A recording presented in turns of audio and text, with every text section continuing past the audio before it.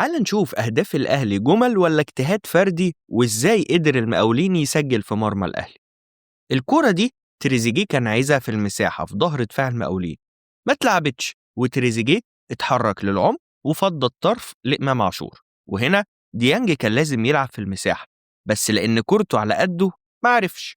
لما لعبها بالعمري كان إمام اتراقب والمساحة اتقفلت، وهنا بتيجي المهارة الفردية لبالعمري، تمريرة من وسط 3 وتعدي بسبب كمان ضعف المستوى الفردي لدفاع المقاولين في التغطية وطبعا مهارة إمام عاشور. نتنقل على اللي بيحصل جوه ال 18. سامي قمصان عامل كثافة عددية في الدفاع، ورغم كده تريزيجيه واقف فاضي وسط 3.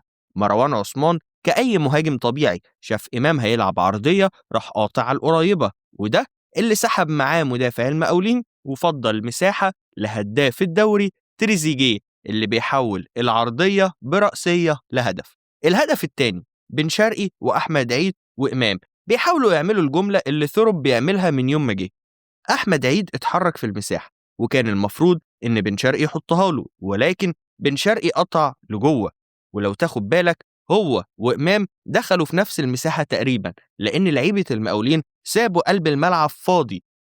بن شرقي لما شاف إن هو وإمام تقريبا زنقوا بعض قرر يسيب إمام يتصرف، وهنا يجي ذكاء إمام. لو تاخد بالك السهم الأحمر ده هو الطريق الطبيعي لأي لعيب هيهاجم المساحة بين قلبين دفاع المقاولين، ولكن لمسته الأولى كانت في اتجاه غير متوقع والمدافع ما قدرش يعمل رد فعل، وده خلى قلب الدفاع التاني بين نارين يروح لإمام ولا يقفل على مروان عثمان. ولما قرر يروح على إمام قفل الزاوية البعيدة لمرماه، وده كان هيبقى اختيار صح لو حارس المرمى أبو السعود عمل الصح واتحرك وقفل القريبة، ولكن هو خاف إن الكرة تتحط لمروان عثمان فوسطن نفسه وساب القريبة، وطبعا في المواقف دي إمام ما بيضيعش. الهدف اللي استقبله الأهلي كان من اوت، ولو تاخد بالك بن رمضان بيشاور يا جماعة الراجل اللي بيلعب الاوت هيبقى زيادة، ارجع يا مروان، لأنه شايف إن بن شرقي كده كده مع اللعيب التاني.